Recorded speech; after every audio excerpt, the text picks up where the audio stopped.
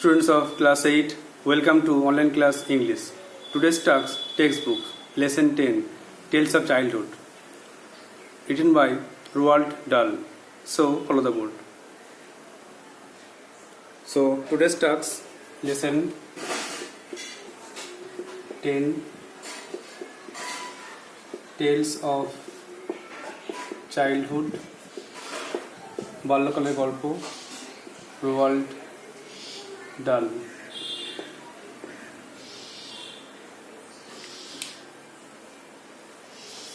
At first, learn about the author. Roald Dahl was born in 1916 and died in 1990. Was a British novelist, একজন British উপন্যাসী ছিলেন, short story writer, ছোট গল্প লেখক, poet, কবি, fighter pilot, যোদ্ধা pilot and screen writer এবং নাট্যকার. Rose to prominence in the 1940s with works for both children and adults. তিনি বাচ্চাদের জন্য এবং প্রাপ্তবয়স্কদের জন্য উভয়ের জন্যই লিখতেন. 1940 দশকে তিনি বিখ্যাত হয়ে উঠেছিলেন and became one of the world best selling authors. তার লেখা বই সব থেকে বেশি বিক্রি হতো সেই সময়ে. His works include, তার বিখ্যাত লেখাগুলি হলো James and the Giant Peach, Charlie and the Chocolate Factory, Matilda, The Witches and George's Marvelous Medicine. The present text is an excerpt from his autobiography, Boy, Tales of Childhood. বর্তমান যে গল্পটা এটা নেওয়া হয়েছে তারই একটা আত্মজীবনী, বয় টেলস অফ চাইল্ডহুড থেকে. নাও লেটস সে, এখন ভাগ করে নাও. How would you describe yourself in 5 words? নিজেকে 5টা ওয়ার্ডের মধ্যে ব্যাখ্যা করো. টেল দ্য ক্লাসকে বলো যে তুমি কেমন. You are tall, handsome, fair, curly hair and good behaviour. এভাবে 5টা ওয়ার্ডের মধ্যে নিজেকে ব্যাখ্যা করতে হবে. তুমি লম্বা, তুমি ফর্সা, তুমি বুদ্ধিমান, এভাবে স্মার্ট, এভাবে বলতে পারো. Number 2, tell the class about some significant memories of your childhood. তোমার বাল্যকালের কিছু গুরুত্বপূর্ণ স্মৃতির কথা বলো. কিছু স্মৃতি যেটা বাল্যকালের কথা মনে আছে, যেমন ফার্স্ট ডে অ্যাট স্কুলে প্রথম দিন কেমন কেটেছে, তুমি কাঁদছিলে কি না, বাড়ি থেকে কে তোমাকে স্কুল দিতে গিয়েছিল, কে আনতে গিয়েছিল, স্কুলে কি হলো প্রথম দিন, কে তোমার বেস্ট ফ্রেন্ড, এইগুলো নিয়ে তোমার স্মৃতির কথা বলতে পারো. Next, let's start the text. তাহলে এই টেক্সটটা একটা অটোবায়োগ্রাফি, মানে আত্মজীবনী. এখানে তোমাদেরকে ডিফারেন্স বুঝতে হবে, কোনটা বায়োগ্রাফি, কোনটা অটোবায়োগ্রাফি.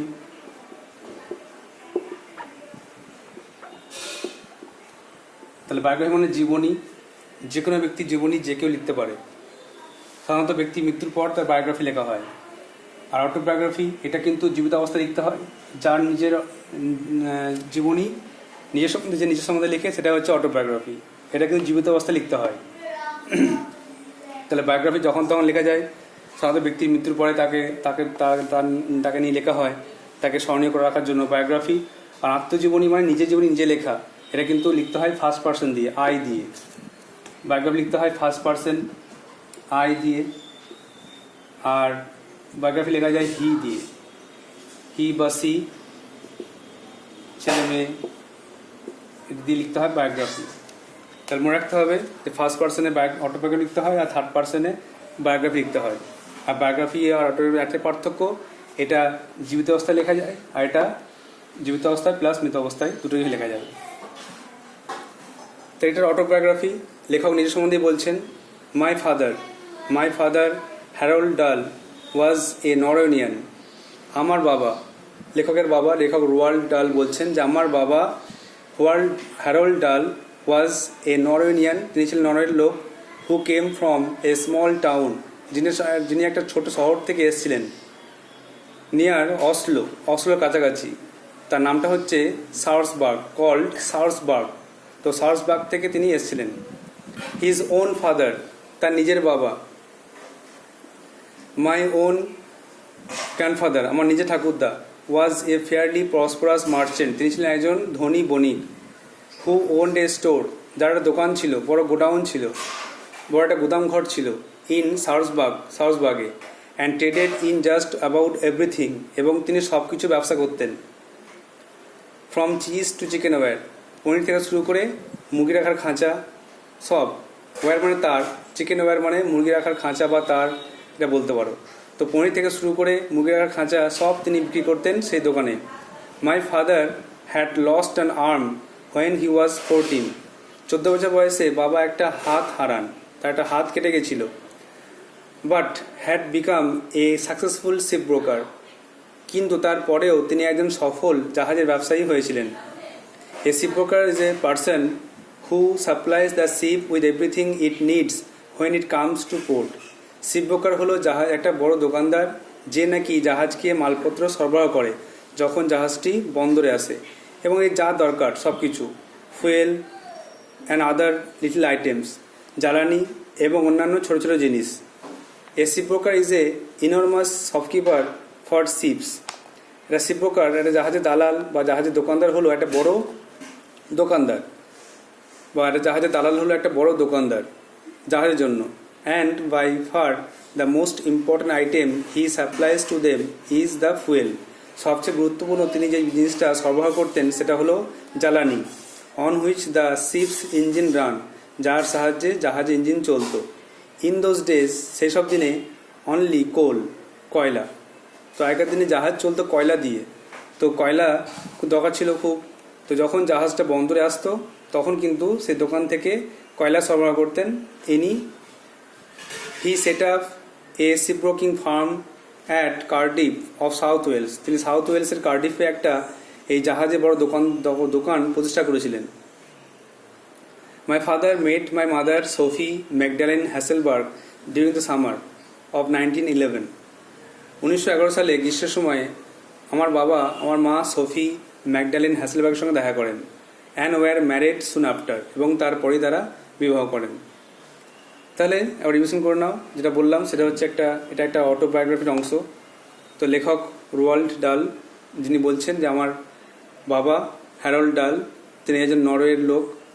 তিনি এসেছিলেন সার্সবার্গ থেকে, যেটা অসলোর কাছে।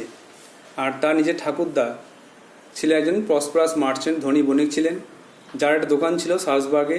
আর তিনি ওখানে পনির থেকে শুরু করে চিকেন ওয়্যার মানে মুরগি রাখার খাঁচা সব কিছু ব্যবসা করতেন। আর লেখকের বাবা তার একটা হাত হারায় যখন তার বয়স 14। তারপরেও কিন্তু তিনি একজন সফল জাহাজের ব্যবসায়ী হয়েছিলেন। তিনি একটা ব্যবসায়ী মানে তিনি একটা ব্যক্তি যে জাহাজকে সমস্ত প্রয়োজনীয় মালপত্রগুলো সরবরাহ করতেন যখন জাহাজটা বন্দরে আসতো। পোর্ট মানে বন্দর, বন্দরে যখন জাহাজটা আসতো তখন সব কিছু সরবরাহ করতেন। যেমন ফুয়েল, জ্বালানি, রোপ, ফুড, খাবার, রোপস, দড়ি, পেন্ট, রং, সোপ, সাবান, টাওয়েলস, তোয়ালে, হ্যামার্স, হাতুড়ি, নেলস, পেরেক and thousands of other little item, আর অন্যান্য অনেক জিনিস। এটা খুব ইম্পর্টেন্ট, মনে রাখতে হবে যে তিনি কী কী মালপত্র সরবরাহ করতেন। তিনি হলেন একজন বড় জাহাজের দোকানদার, এবং সবথেকে গুরুত্বপূর্ণ জিনিস যেটা সরবরাহ করতেন সেটা হচ্ছে জ্বালানি, জাহাজের জ্বালানি। আর সেসব দিনে একমাত্র জাহাজ জ্বালানি ছিল কয়লা। এখন তো পেট্রোল ডিজেল দিয়ে জাহাজ চলে, কিন্তু আগেকার যুগে শুধু কয়লা দিয়ে চলতো। তিনি কার্ডিফে, সাউথ ওয়েলসে কার্ডিফে একটা বড় দোকান প্রতিষ্ঠা করেন। আর লেখক বলছেন তার বাবা হ্যারল্ড ডাল তার মা সোফি ম্যাকডালেন হ্যাসেলবার্গের সঙ্গে দেখা করেন 1911 সালে, এটা গ্রীষ্মের সময়। And were married soon after, এবং তারপরে তাদের বিবাহ হয়। নাও page 90. So students open page number 89 and 90. Now read page 90. In 1918, 1918 সালে, when I was 2, যখন আমার বয়স ছিল মাত্র 2 বছর, we all moved into an imposing country mansion. তখন আমরা সবাই চলে গেছিলাম একটা চমৎকার দেশের বাড়িতে। beside the village of radar গ্রামের পাশে, about 8 miles north of Cardiff থেকে 8 মাইল উত্তরে।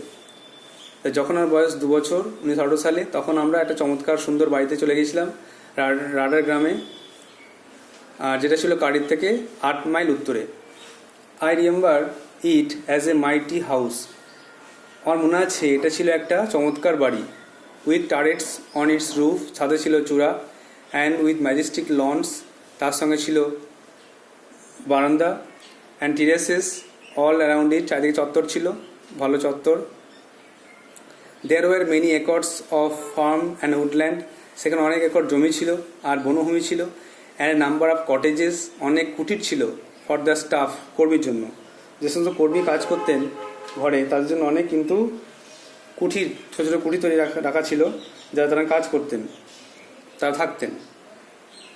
Very soon the meadows were full of milking cows, খুব শীঘ্রই ওই মাঠটা এই দুধ দেওয়া গরুতে পূর্ণ হয়ে গেছিলো। And the sties were full of pigs, এবং শুকর রাখার জায়গাটা শুকরে পূর্ণ হয়েছিল। And the children run was full of chickens, এবং মুরগি রাখার জায়গাটা, পোলট্রি ফার্মটা মুরগিতে পূর্ণ হয়েছিল। There were several horses for pulling the ploughs, এখানে লাঙল টানার জন্য কিছু ঘোড়া ছিল। অ্যান্ড দ্য হে ওয়াগনস, এবং খড় বোঝাই গাড়ি টানার জন্য কিছু ঘোড়া ছিল। অ্যান্ড দেয়ার ওয়াজ এ প্লাউম্যান, সেখানে ছিল একজন চাষি। অ্যান্ড এ কাউম্যান, একজন রাখাল। অ্যান্ড এ কাপল অফ গার্ডেনার্স, কয়েকজন মালি বা একজোড়া মালি। And all manner of servants in the house itself, এবং তারা সবাই সেখানে চাকর হিসেবে বাস করতেন। তাহলে রিভিশন করে নাও। 1918 সালে যখন আমার বয়স ছিল মাত্র 2 বছর, তখন আমরা সবাই চলে গেছিলাম সেই চমৎকার দেশের বাড়িতে, একটা বড় প্রাসাদের মতো বাড়ি, রাডার গ্রামের পাশে, কার্ডিফ থেকে 8 মাইল উত্তরে। আমার মনে আছে এটা ছিল চমৎকার সুন্দর বাড়ি, ছাদে ছিল চূড়া, আর সুন্দর চত্বর ছিল, মানে বারান্দা ছিল, আর তার সঙ্গে চত্বর। দেয়ার ওয়ার, উঠান আর চত্বর ছিল। এখানে দেখো ম্যাজেস্টিক লন মানে উঠান, আর টেরেসেস মানে চত্বর ছিল চারদিকে। আর সেখানে অনেক একর জমি ছিল, বনভূমি ছিল, আর অনেক কুঠির ছিল, যেখানে থাকতো চাকররা বা কর্মীরা, যারা বাড়িতে ওখানে কাজ করতেন তা থাকতেন। খুব শীঘ্রই কিন্তু দেখা গেল যে মাঠটি দুধ দেওয়া গরুতে পূর্ণ হলো, শুকরখানাটি শুকরে পূর্ণ হলো, আর পোলট্রি ফার্মটা মুরগিতে পূর্ণ হলো। তারপরে অনেক ঘোড়াও ছিল সেখানে লাঙল টানার জন্য, এবং সেখানে কিছু খড় বোঝায় গাড়ি টানার জন্য ঘোড়া ছিল, এবং সেখানে একটা চাষি ছিল, রাখাল ছিল, এবং একজোড়া মালি ছিল, এবং তারা সকলে কিন্তু সেখানে চাকর হিসেবে বাস করতেন। দেয়ার সাম ওয়ার্ডস টু মেমোরাইজ। প্রসপোরাস মানে ধনী, রিচ অ্যান্ড সাকসেসফুল, ধনী সফল। ইনরমাস মানে বিগ, বড়, আর ইম্পোজিং মানে চমৎকার, ইমপ্রেসিভ টু লুক অ্যাট। আর টারেটস মানে চূড়া, small towers on top of the buildings. তাহলে এটা একটা অটোবায়োগ্রাফি, এই টেক্সটটা অটোবায়োগ্রাফি। এখানে রোয়াল্ড ডাল নিজের সম্বন্ধে লিখে যাচ্ছেন। প্রথমে তার বললেন তার বাবা সম্বন্ধে, তো বাবার নাম হ্যারল্ড ডাল, তিনি ছিলেন নরের লোক। আর তারপর বললেন তার ঠাকুরদা, যিনি ছিলেন একজন ধনী বণিক। তার বাবাও কিন্তু একটা বড় দোকানদার, জাহাজের মালপত্র সরবরাহ করতেন যখন জাহাজটি বন্দরে আসতো। সবচেয়ে গুরুত্বপূর্ণ জিনিস সেটা হলো কয়লা। আর তার মায়ের নাম সোফি ম্যাকডেন হ্যাসেলবার্গ, তারা বিয়ে করেছেন 1911 সালে। আর তারপরে তেনারা চলে আসেন একটা চমৎকার বড় বাড়িতে, সেটা হচ্ছে কার্ডিফ থেকে 8 মাইল উত্তরে রাডার গ্রামে পাশে। আর এটা ছিল সুন্দর বাড়ি, চমৎকার বাড়ি, তার দিকে উঠান, চত্বর, ছাদে চূড়া, এসব অনেক ছিল। তার পাশাপাশি অনেক জমি, অনেক বনভূমি, অনেক কুঠির ছিল চাকরদের জন্য, এবং অনেক তার ছিল অনেক গরু ছিল, অনেক শূকর ছিল, অনেক মুরগি ছিল, এবং অনেক গাড়ি টানার ঘোড়া, আর নাগল চষার ঘোড়া, এছাড়া অনেক মালি, কিছু চাষি, রাখাল সবাই ছিল, এবং সবাই বাড়িতে বাস করতেন। Now write down some word notes.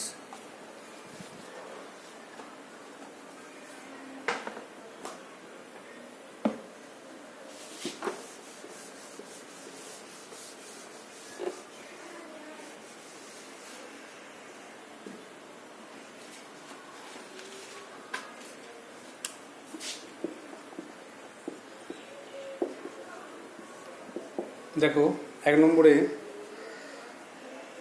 Prosperous,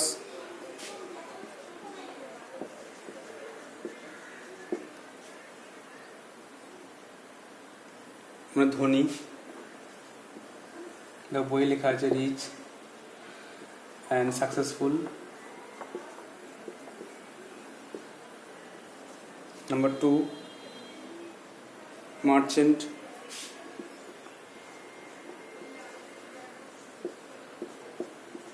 বণিক, এটা হচ্ছে বিজনেসম্যান,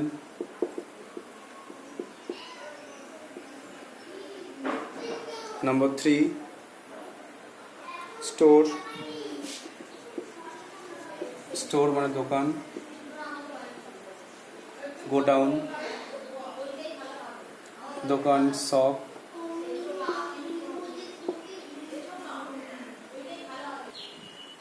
নেক্সট হচ্ছে 4 নম্বরে শিপ ব্রোকার।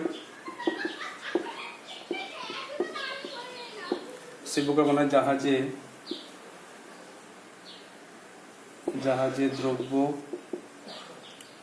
সরবরাহকারী,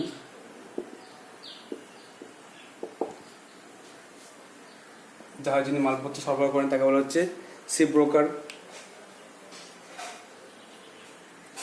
সাপ্লাই, এটা হচ্ছে সরবরাহ করা। ডেলিভার,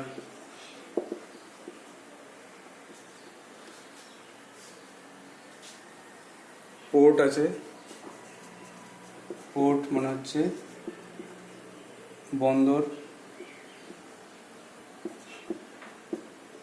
যেটা হচ্ছে হারবার, HARBOUR। তো ফুয়েল, জ্বালানি আছে, যার সাহায্যে জাহাজ চলে।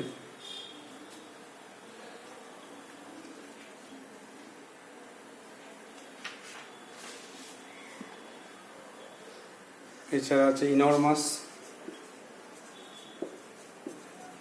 মানে বিশাল,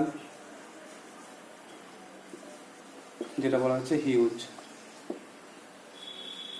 তো দেখো অনার্সগুলো, একটা হচ্ছে প্রসপারাস ধনী, রিচ অ্যান্ড সাকসেসফুল, মার্চেন্ট বণিক, ব্যবসায়ী বিজনেসম্যান, স্টোর দোকান শপ, শিপ ব্রোকার জাহাজে দ্রব্য সরবরাহকারী, সাপ্লাই সরবরাহ করা ডেলিভার, পোর্ট বন্দর হারবার, ফুয়েল জ্বালানি, আর ইনরমাস বিশাল হিউজ।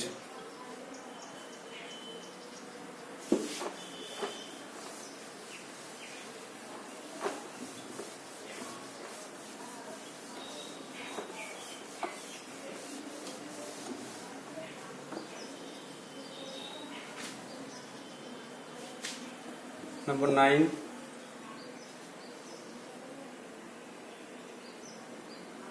imposing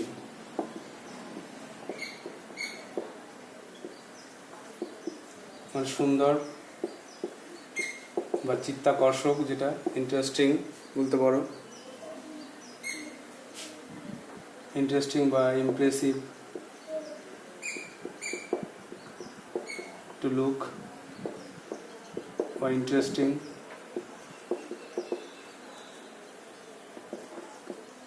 তারপরে ম্যানসন, ম্যানসন মানে হচ্ছে প্রাসাদ, একটা বিগ হাউস বলতে পারো। তারপরে মাইটি, মাইটি মানেও বিশাল, বিগ, মাইটি মানে বিশাল, বিগ।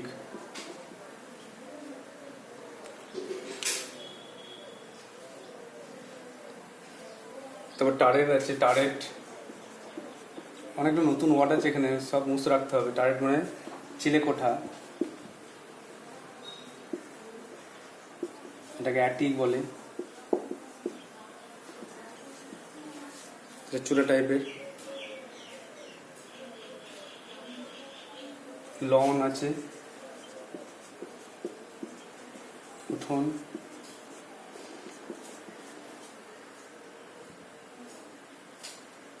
টেরাস আছে,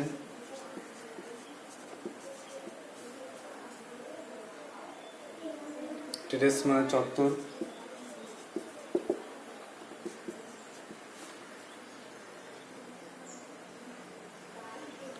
উডল্যান্ড আছে, উডল্যান্ড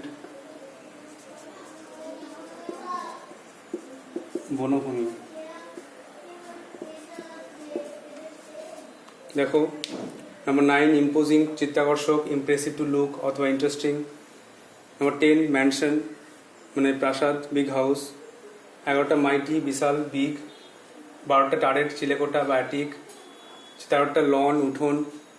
14টা টেরেস মানে চত্বর। আর 15টা উডল্যান্ড মানে বনভূমি।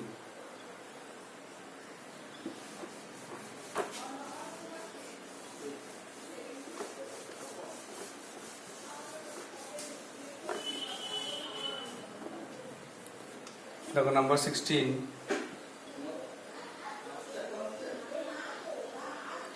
মিডো। মিডো মনে হচ্ছে মাঠ। মিডো মানে ফিল্ড।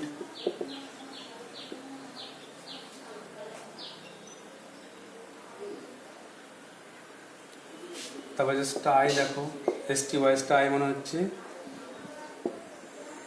শুকুরখানা, শুকুর রাখার জায়গা।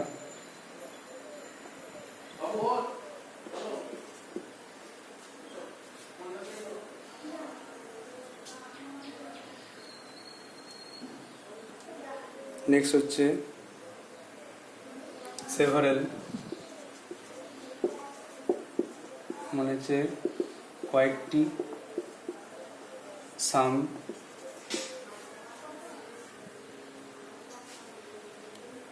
হে ওয়াগন, হে ওয়াগন হচ্ছে খড় বওয়ার গাড়ি। and the last one plowman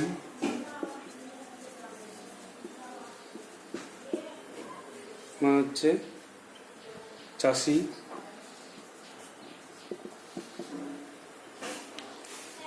farmer বলতে পারো।